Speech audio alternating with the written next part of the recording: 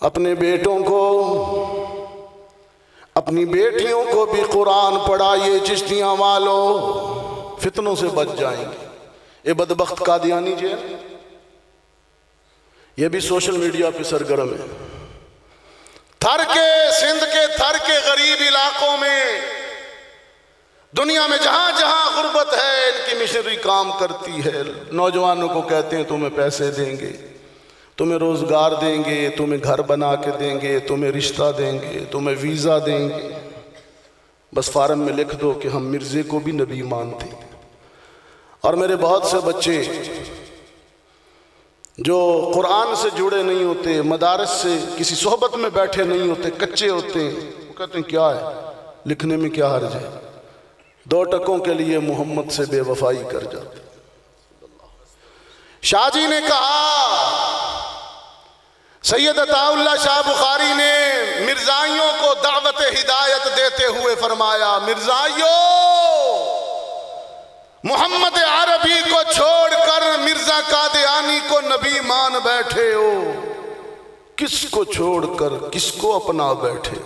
کبھی سوچا بے وفائی کی بھی حد ہوتی ہے؟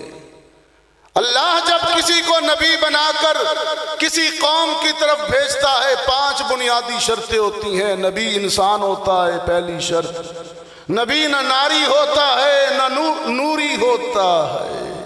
نبی کی دوسری شرط یہ ہے کہ نبی مرد ہوتا ہے، کوئی عورت نبی نہ ہوئی، ما ارسلنا من قبلک الا رجالا۔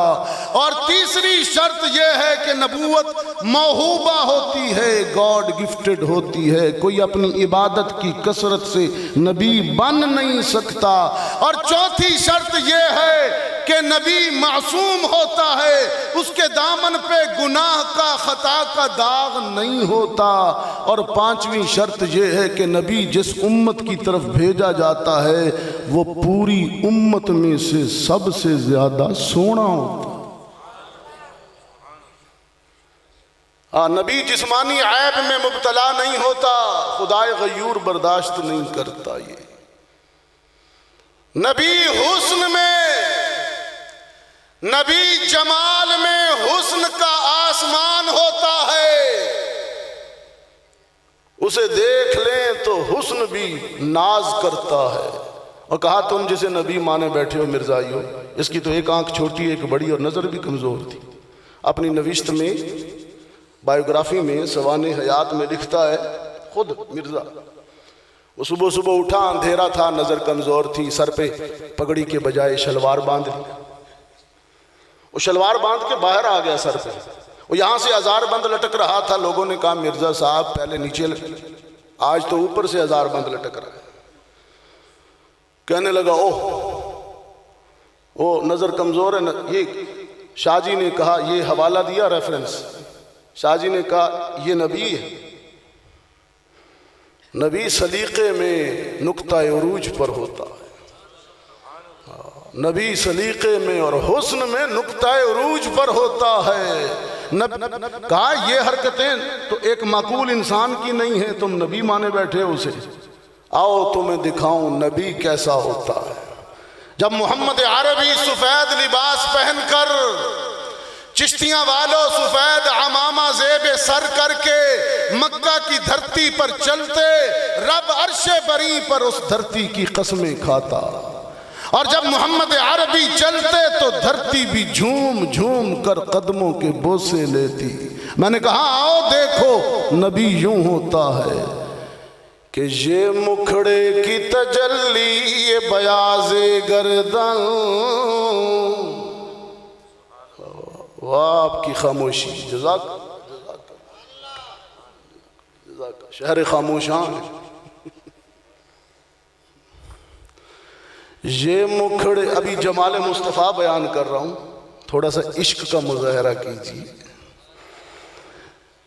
یہ مکھڑے کی تجلی، یہ بیاض گردن، دل برانہ یہ چال اور بے ساختہ پن،